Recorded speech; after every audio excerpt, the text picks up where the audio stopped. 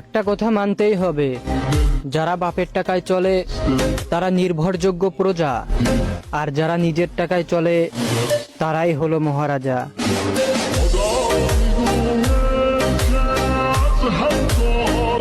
জানতাম না প্রেম কারে বলে, তুই আমারে শিখাইলি, প্রেম প্রীতি শিখাই।